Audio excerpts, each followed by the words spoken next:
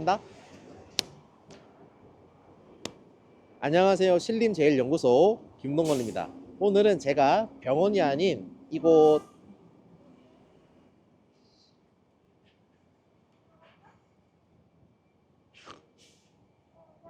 오는 외국인 관광객들에게 꽤나 매력적인 서울의 주요 관광지를 버스나 자동차로 편하게 이동 가능합니다.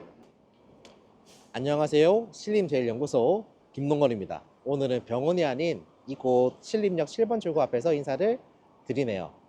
사실 신림동은요, 서울로 여행 오는 외국인 관광객들에게 꽤나 매력적인 곳이기도 합니다. 저쪽에 신림역 사거리를 기점으로 홍대, 광화문, 여의도 등 서울의 주요 관광지를 택시나 버스로 이동이 가능하고요. 아니면은 지하철, 2호선 지하철을 이용해서 요즘 핫한 관광지죠. 성수동, 잠실 같은 조금 거리가 먼 곳도 편리하게 원웨이로 이동이 가능합니다.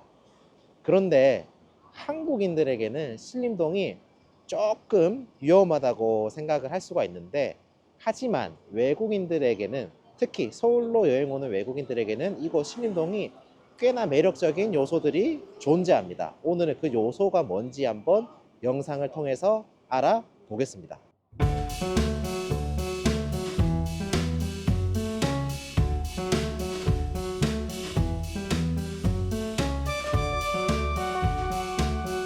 신림동은 서울시 관악구 중서부에 위치한 덕정동으로 서울의 서남부 지역 중 하나입니다. 신림동이 속한 관악구는 서울에서 청년 인구 비율이 가장 높은 지역입니다. 청년층이 전체 인구의 41%를 차지하며 특히 1인 가구의 비율이 61%로 서울에서 가장 높은 수준입니다. 이처럼 청년 1인 가구가 많은 지역적 특성 덕분에 재미있는 통계 결과도 있습니다. 특히 흥미로운 점은 관악구는 서울에서 재래시장이 가장 활성화된 자치구 중 하나라는 것입니다. 자취하는 청년들이 많다 보니 신림동 곳곳에 자리한 시장과 골목 상권에서도 젊은 세대의 입맛을 반영한 다양한 음식들을 판매하고 있습니다.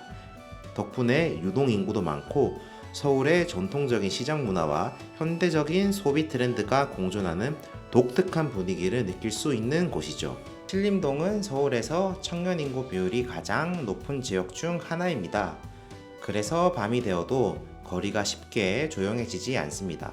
특히 신림역 주변 번화가는 새벽까지 불이 꺼지지 않고 작은 포장마차들이 하나둘 문을 열어 한국의 길거리 음식 문화가 살아있는 공간이 됩니다.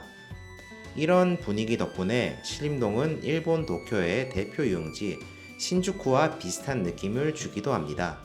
하지만 신주쿠가 클럽과 바가 중심인 화려한 유흥가라면 신림동은 현지인들이 부담 없이 즐기는 포장마차와 길거리 음식이 중심이라는 점에서 차이가 있습니다. 서울의 숨은 로컬 야경과 밤 문화를 경험하고 싶다면 신림동의 밤거리를 걸어보는 것도 좋은 선택이 될 겁니다.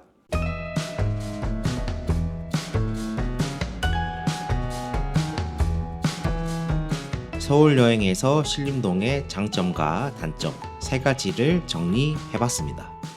첫 번째 장점, 교통이 끝내준다.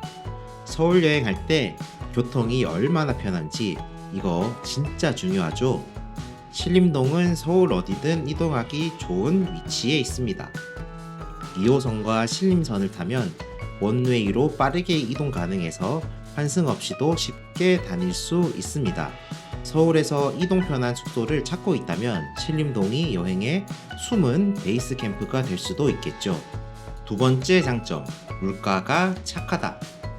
서울 여행할 때 생각보다 돈이 많이 든다는 걸 느끼실 겁니다. 근데 신림동은 다릅니다. 왜냐? 여기는 서울 한강 이남 최대 배드타운, 즉 현지인들이 사는 동네이기 때문이죠. 숙소 검색 사이트 아고다를 참조하면 신림역 근처 숙소는 크게 3개로 분류가 가능합니다. 저렴한 모텔부터 최근에 지어진 깔끔한 비즈니스 호텔, 원룸을 리모델링한 숙소까지 예산과 내 취향에 맞게 숙소를 고르면 되겠고요. 가격은 1박당 4만원부터 20만원까지 고를 수가 있겠네요. 근처 병원과 오피스텔 상권, 1인 가구가 많아서 식당도 너무나도 다양하고요. 깔끔하게 먹고 싶다면 신림역 근처 타임스트림에서도 식당들이 좀 괜찮습니다.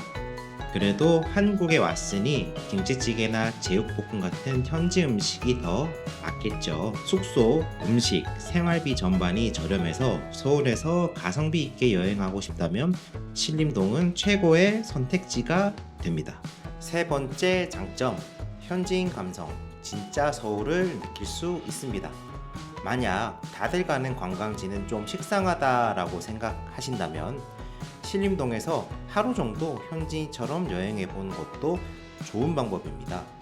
신림역 근처 시장인 신원시장에 가서 맛있는 음식을 먹으면서 시장 구경하는 재미도 있습니다. 신림동에 찾아보면 괜찮은 디저트 카페들도 꽤 많습니다. 맛있는 디저트를 먹으면서 시간을 보내도 좋고, 날이 따뜻하면 보라매 공원에서 피크닉을 즐길 수도 있습니다. 보라매 공원 가는 길에 꼭 근처 장블랑제리를 들려서 빵 하나 사가는 거 잊지 마세요. 서울에서 현지인 감성을 제대로 느껴보고 싶다면 신림동 한 번쯤 경험해볼만 합니다. 앞서 장점 3가지를 알아봤다면 단점 3가지를 알아보겠습니다. 첫 번째 단점, 외국인을 위한 인프라가 부족합니다. 신림동이 외국인을 위한 관광지는 아니기 때문에 외국인 여행객들을 위한 영어 메뉴판, 안내 표지판 같은 게 한참 부족합니다. 한국에 처음 오는 외국인들에게는 신림동 여행은 힘든 시련이 될 수도 있습니다. 두 번째 단점, 유명한 랜드마크가 없습니다. 신림동에는 경복궁, 남산타워 같은 유명한 랜드마크가 없습니다. 그래서 관광지 느낌보다는 현지 생활을 경험하는 곳에 가깝죠. 서울의 인증샷 명소를 원하신다면 신림동은 메인 여행지보다는 서브 코스로 적당한 곳입니다. 세 번째 단점, 밤에는 유흥가 분위기가 강합니다. 신림동은 저녁이 되면 활기찬 분위기로 변하지만 그만큼 이면적인 모습도 존재합니다. 포장마차와 술집이 많아지면서 밤거리가 다소 소란스러워질 수도 있고, 신림역 주변은 유흥가 분위기가 강해집니다. 특히 밤 12시가 넘어가면 술에 취한 사람들이 많아지고 간혹 시비가 붙는 상황이 발생할 수도 있으니 밤늦게는 주의가 필요합니다. 혹시 한국 여행 왔는데 다친다면? 뭔가에 찔려서 피가 나서 드레싱을 해야 할 때, 길을 가다가 발을 삐끗해서 깁스를 해야 할 때, 디스크 질환처럼 갑작스럽게 허리를 삐끗할 때, 큰 병원 갈 정도는 아니고 간단하게 처치만 받고 본국에 가서 치료를 받고 싶을 땐 어떻게 해야 할까요? 숙소 근처에 위치한 가까운 의원으로 가면 됩니다. 이런 외국인 환자들을 위해서 한국은 외국인 환자 유치 등록 기간이라는 제도를 하고 있는데요. 외국인 유치 등록 기간에 등록된 병원에 가면은 신속하고 전문적인 치료를 받을 수 있습니다. 자세한 사항은 쇼츠 확인!